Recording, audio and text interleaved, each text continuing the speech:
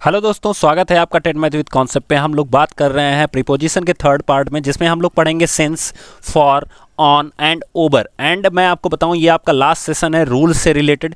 इसके बाद हम लोग कुछ फिक्स्ड यानी कंफर्म प्रीपोजिशन के बारे में पढ़ेंगे कि किसी वर्ड के साथ वो लोग फिक्स्ड प्रीपोजिशन होते हैं, जैसे सीनियर, जूनियर। ये क्वेश्चन काफ़ी ज़्यादा पूछा जाता है, तो ऐसे वर्ड्स को हम लोग नेक्स्ट सेशन में पढ़ेंगे।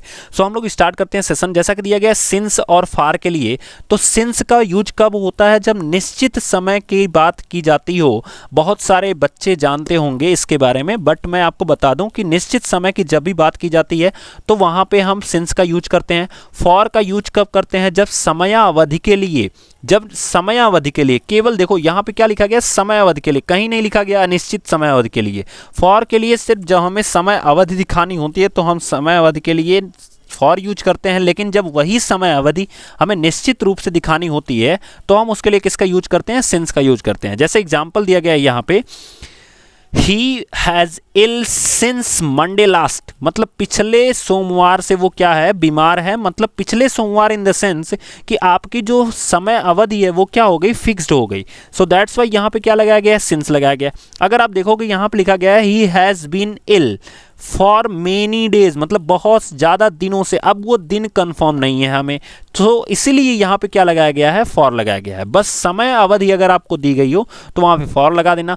जब वो चीज़ क्लियरिफाई करके लिख दिया गया हो तो वहाँ पे हम क्या लगा देंगे, सिंस लगा देंगे। क्लियर?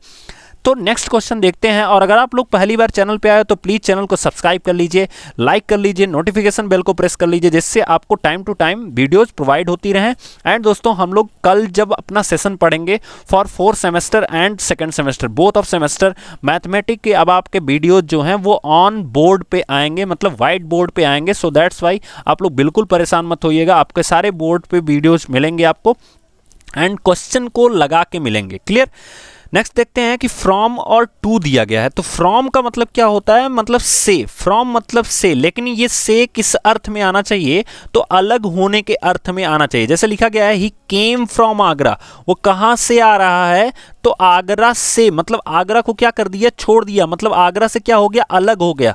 तो ऐसे अर्थ में हम क्या लगाएंगे कि फ्रॉम लगाएंगे। लेकिन अगर हम जोड़ने जा रहे हैं यानी जुड़ने जा रहे हैं तो हम क्या लगाएंगे, टू लगाएंगे। जैसे हम लोग लिखते हैं ना, आप लोग नॉर्मली बोलते हो I am going to market, I am going to market, मतलब हम मार्केट से क्या करने जा रहे हैं, जुड़ने जा रहे हैं। ठीक है? सो इसीलिए हम वहां पे क्या लगाते हैं, टू लगाते हैं। जैसे लिखा गया है ही वेंट टू आगरा, मतलब वह आगरा जा रहा था या जाता था। तो इस चीज को आप समझिएगा कि जब भी हम किसी चीज को जोड़ेंगे यानी कनेक्ट कराएंगे, देन हम वहां पे क्या लगाएंगे, टू लगाएंगे। और जब कभी किसी चीज से हम अलग होंगे तो हम क्या लगाएंगे, फ्रॉम लगाएंगे। तो याद रखना, हमने 4 प्रीपोजिशन आज पढ़ा, सिंस, फॉर, फ्रॉम, टू। सो ये सब मैंडेटरी प्रीपोजिशन है जहां से आपको क्वेश्चन बन सकते हैं और आते हैं अच्छे अच्छे क्वेश्चन। सो थर्ड हमारा दिया गया है ऑन, ओवर, एबव। ये क्या होता है, तो ऑन का प्रयोग वस्तु के स्पर्श की स्थिति में किया जाता है। मतलब ध्यान रखना कि जब कोई भी वस्तु, जैसे मान लो कि ये मेज है, ठीक है, जैसे आप ही लोग हो, तो आप लोग क्या हो, जमीन पे चलते हो। ठीक है, कि जमीन से उड़ते हो नहीं ना, जमीन पे चलते हो। मतलब जब आपका पैर जमीन पे सटा हुआ है तो हम कह सकते हैं कि we are on the earth. हम ये नहीं कहते हैं we are on over above the earth. ठीक है, हम कहते हैं we are on the earth, मतलब हम धरती पर हैं। ठीक है? तो इसी तरह से जब कोई वस्तु स्पर्श करती हो, तो उस स्थिति में हम क्या लगाते हैं, ऑन लगाते हैं। जैसा कि यहाँ पे दिया गया है the book is on the table, मतलब जो किताब है वो कहाँ पे है, तो टेबल पे है। मतलब किताब का और टेबल का जो संबंध दिखा रहा है वो कौन दिखा रहा है, प्रीपोजिशन दिखा रहा है। मतलब जब किसी भी नाउन या प्रोनाउन की पोजीशन को पहले ही बता दिया जाए। देखो, बुक की पोजीशन ऑन लगने से पता चल गई कि पर, मतलब स्पर्श करने की स्थिति में है। अब वो किस चीज से स्पर्श कर रही है वो बाद में लिखा गया द टेबल। तो इसका मतलब वही शब्द प्रीपोजिशन होते हैं जो पहले ही किसी नाउन या प्रोनाउन की स्थिति को स्पष्ट कर देते हैं, उसे ही हम क्या कहते हैं, प्रीपोजिशन कहते हैं, जो मैंने ही आपको पहले वीडियो में बताया। So I will recommend you to please watch last 2 videos, जाके दोनों वीडियोज को देखिए, आपको बेटर समझ में आएगा, बेस्ट समझ में आएगा। ठीक है? और इससे बाहर कभी क्वेश्चन ही नहीं आएगा। सिर्फ 3 वीडियो हैं, मुश्किल से 30 मिनट के सारे वीडियोज होंगे, उसको आप लोग देख लीजिए, कभी बाहर आएगा कि नहीं। और आपकी गारंटी देता हूं यहीं से टेट के भी क्वेश्चन आते हैं। ठीक है? ओवर का प्रयोग वस्तु की स्पर्श स्थिति में न होकर ऊपर की स्थिति में होता है। याद रखना, जब आप लोग बोलते हो, बड़ी नॉर्मल सी चीज याद रखने का बड़ा सिंपल तरीका, आप लोग क्या बोलते हो कि बहुत ओवर हो रहा है। जब आपको सर जी पढ़ा रहे हैं, जैसे मान लो हम ही पढ़ा रहे हैं, तो आपको क्या लग रहा होगा, सर जी अब ओवर हो रहा है, बकवास हो रहा है, ठीक है। तो ऐसी स्थिति में क्या करते हैं, ओवर मतलब जब आपको ऊपर से जाए, मतलब स्पर्श ही ना हो। लिखा गया ना, वस्तु स्पर्श की स्थिति में न होकर क्या हो, ऊपर की स्थिति में होता हो, तो उसे ओवर बोलते हैं। जैसे the fan is moving over our head, मतलब जो आपका पंखा है वो कहाँ चल रहा है, आपके हेड के ऊपर चल रहा है। जैसे एक और एग्जांपल बताता हूँ, जितने भी ब्रिज होते हैं नदी पे बने होते हैं, वो नदी के ऊपर बने होते हैं, ठीक है। सो इस तरह से आप बना सकते हो। फिर नेक्स्ट दिया गया एबव। अब देखो एबव का प्रयोग कब होता है, जब ऊपर फैली या छितराई हुई स्थिति में होता हो। जैसे बादल और पक्षियां क्या होती हैं, फैली हुई या छितराई हुई स्थिति में ऊपर उड़ रही होती हैं, तो वो भी ओवर। अब मैक्सिमम बच्चे ओवर लगा के आते हैं, लेकिन देखो याद रखना, एबव का मतलब होता है कि जब वो फैली हुई या छितराई हुई स्थिति में हो, तो यहाँ पे हम एबव लगाते हैं। जैसे दिया गया the clouds are hovering, hovering मतलब होता है मंडराना, आप लोग लिख सकते हो हिंदी में। The clouds are hovering above our head, मतलब हमारा जो सिर है उसके ऊपर जो बादल हैं वो क्या हो रहे हैं, मंडरा रहे हैं। नेक्स्ट हम लोग देखते हैं चौथा दिया गया है विथ और बाई। तो इसमें दिया गया है विथ का प्रयोग इंस्ट्रूमेंट के लिए ये होता है। देखो बड़ा सिंपल सा एग्जांपल समझिएगा कि विथ का प्रयोग हमेशा किसके लिए होता है, इंस्ट्रूमेंट मतलब होता है हथियारों के लिए। याद रखना हथियार, या कह सकते हो कि निर्जीव चीज जिससे हम किसी चीज पे वार कर सकते हैं या किसी चीज को हम प्ले कर सकते हैं, ठीक है। जैसे piano, he is playing with piano, याद रखना he is playing with piano, वह पियानो बजा रहा है, तो आप कैसे लिखोगे, he is playing with piano. Playing लिखोगे बजाने के लिए, लेकिन विथ का यूज करोगे क्योंकि पियानो जो है वो इंस्ट्रूमेंट में आता है। सो दैट्स वाई हम क्या लिखेंगे, विथ लिखेंगे। इस चीज को आप बिल्कुल याद रखिएगा, विथ का प्रयोग इंस्ट्रूमेंट के लिए होता है। जैसा एग्जांपल दिया गया है, the man killed a snake, मतलब एक इंसान ने क्या मार दिया, सांप मार दिया। और किससे मार दिया, विथ एन एक्स, एक कुल्हाड़ी से मार दिया। एक्स का मतलब होता है कुल्हाड़ी। आप जिसको नहीं पता है वो लोग लिखते जाओ, बिल्कुल लिखते जाओ, यहाँ पे कोई बेइज्जती नहीं होगी, क्योंकि क्लासरूम में नहीं होगा। अगर लिखोगे तो बगल वाला दोस्त आपको देख लेगा, ठीक है। तो आप लोग अपनी नोट्स में लिखते जाया करो, जैसे जैसे लिख रहे हो उसी के बगल में ही तुरंत लिख लिया करो कुल्हाड़ी को होता है, ठीक है। बाई का प्रयोग एजेंट के रूप में, मतलब किसी चीज से अगर काम को किया जा रहा है तो वहां पे हम बाई लगाते हैं। जैसे he was killed by a mad man, किसके द्वारा मारा गया है, एक पागल इंसान के द्वारा उसको मार दिया गया है, ठीक है। फिर लिखा गया ही रीच्ड दिल्ली, वो दिल्ली पहुंचा। कैसे पहुंचा, बाय ट्रेन। इसके बारे में तो मैंने पिछले वीडियो में बताया था।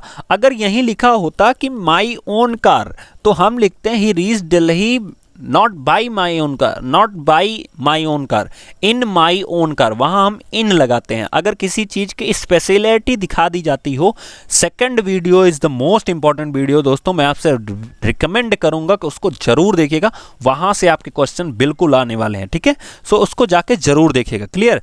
नेक्स्ट क्वेश्चन हम लोग देखते हैं। नेक्स्ट हमारा जो पांचवा रूल दिया गया है बिहाइंड और आफ्टर से रिलेटेड, ठीक है। फिर उसके बाद हम लोग क्वेश्चन आंसर करेंगे। तो बिहाइंड का मतलब होता है पीछे के लिए, मतलब किसी चीज के पीछे, ठीक है, पीछे होना। और आफ्टर का भी मतलब होता है पीछे के अर्थ में करते हैं। यहां पे लिखा गया है पीछे के लिए करते हैं, और यहां लिखा गया पीछे के अर्थ में करते हैं। अगर लगे कि पीछे के अर्थ में कहा जा रहा है, तो जैसे यहां लिखा गया द डॉग मूव्स, मतलब कुत्ता घूमता है बिहाइंड एन एलिफेंट, एक हाथी के पीछे कुत्ता क्या होता है, घूमता है। उसी तरह से आफ्टर के बारे में दिया गया है कि आफ्टर जो दिखा गया है, the dog rain after a thief, मतलब कुत्ता जो है वो कुत्ते के पीछे दौड़ रहा होता है। तो याद रखना, जब किसी चीज को फॉलो कर रहे होते हैं या किसी चीज को भगा रहे होते हैं, सो उस समय हम आफ्टर लगाते हैं। जैसे आप लोग सुने होंगे लुक आफ्टर का मतलब क्या होता है, देखभाल करना। वहां भी पीछे से ही मतलब होता है कि हम किसी चीज को सपोर्ट कर रहे हैं, किसी चीज के लिए परेशान हैं, तो उस चीज के सेंस में हम क्या यूज करते हैं, आफ्टर यूज करते हैं। नॉर्मली हम क्या यूज करते हैं, बिहाइंड यूज करते हैं। सो दोस्तों हमारा क्वेश्चन आंसर का सेशन स्टार्ट होता है, तो उसको देखते हैं हम। तो जैसा कि दिया गया है ही हैज रीडिंग, तो यहां पे टाइम लगाना है क्योंकि यहां पे डेज दिया गया है, तो आप क्या लगाओगे, तो फॉर 2 days क्या लगाओगे, फॉर 2 days, बिकॉज ये फिक्स नहीं है। तो हमारा यहां पे प्रीपोजिशन क्या लगेगा, फॉर 2 days। नेक्स्ट हमारा क्या दिया गया है, she has been playing for a long time, because यहाँ पे फिक्स टाइम नहीं दिया गया है तो हम क्या लगा देंगे, for a long time. Clear. Next question दिया गया है ही हैज़ बीन रीडिंग। अब आप लोग बताओ कि क्या लगेगा, इसको आप लोग करो जल्दी से। तो he has been reading since morning, क्योंकि मॉर्निंग जो होगा ना ये फिक्स समय हो जाएगा दोस्तों, ये याद रखना आप लोग। तो यहाँ पे क्या लग जाएगा, सिंस लग जाएगा। क्लियर। नेक्स्ट क्वेश्चन दिया गया है ही has been playing since Monday, क्योंकि मंडे फिक्स क्वेश्चन हो गया है, फिक्स्ड डेट बताई जा रही है या किसी डेट बताया जा रहा है या टाइम को फिक्स बताया जा रहा है। फिर दिया गया है he was absent from Monday, मतलब वो मंडे से ही एबसेंट है। एबसेंट के साथ फ्रॉम क्यों लगा बच्चों, तो एबसेंट मतलब होता है अलग होना, किस चीज़ से, पढ़ाई से। इसीलिए मैंने बताया था फ्रॉम तभी लगेगा जब हम अलग होने की स्थिति की बात करेंगे। तो फॉर मत लगा के चले आना, याद रखना इस चीज़ को, ठीक है। क्योंकि एबसेंट का मतलब क्या होता है, अलग होना। सो हम क्या लगाएंगे, फ्रॉम लगाएंगे। क्लियर। नेक्स्ट दिया गया है he is going to Allahabad, sorry, he is going to Allahabad from Agra. हम ऐसे लगा सकते हैं वो इलाहाबाद जा रहा है, कहाँ से जा रहा है, आगरा से जा रहा है। या अगर आप लोगों को कुछ कलाकार बच्चे होंगे तो कहेंगे he is going to Agra, he is going to Allahabad from Agra. तो दोनों चीज़ें सही हैं, आपका जहाँ मन करे उस तरह से आप यूज कर सकते हैं। The cat is on the stool, क्योंकि बिल्ली स्पर्श होने की स्थिति में होगी, छू रही होगी, ओवर नहीं हो रहा होगा। जैसे हम अभी तक पढ़ा रहे हैं तो कुछ बच्चों को ओवर हो रहा होगा, सो इसलिए ओवर की स्थिति में तो बिल्ली होगी नहीं। किस स्थिति में होगी, तो ऑन द स्टूल यानी स्पर्श की स्थिति में होगी।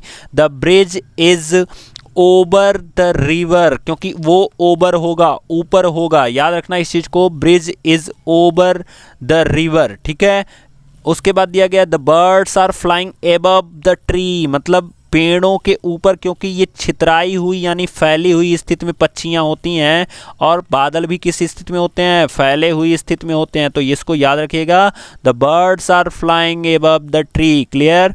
The he cut apple with knife, with क्यों लगाया गया, क्योंकि ये इंस्ट्रूमेंट है, जो चाकू है ना बच्चा, ये क्या है, इंस्ट्रूमेंट है, तो इसलिए आपको इसको याद रखना है। तो ये किसके साथ हो जाएगा, तो ही cut apple with knife. Clear. I hope आपको ये चीज़ें समझ में आ रही होंगी। हम लोग नेक्स्ट वीडियो में कुछ पर्टिकुलर प्रीपोजिशंस के साथ मिलेंगे, जिसमें बहुत इंपॉर्टेंट वीडियो मैं आप नेक्स्ट देने वाला हूं, और वही आपके सारे वीडियो का सार होगा। सो इसलिए आप लोग बहुत ध्यान से देखिएगा। उसके बाद हम लोग कंजक्शन पढ़ेंगे, देन हमारा पार्ट्स ऑफ स्पीच जो होगा वो थोड़ा सा फिनिश की लाइन पे आ जाएगा। फिर हम लोग स्टार्ट करेंगे अपना नाउन अपना जो हमारा टेंस होता है उसको स्टार्ट करेंगे। और अगर आप लोग अपने मैथमेटिक्स की वीडियोज़ को नहीं देखे हो तो जाके देख लीजिए, शैक्षिक प्रबंधन एवं प्रशासन अदर भी जो वीडियोज़ हैं उनको जाके देख लीजिए। तब तक के लिए थैंक यू दोस्तों, थैंक यू सो मच।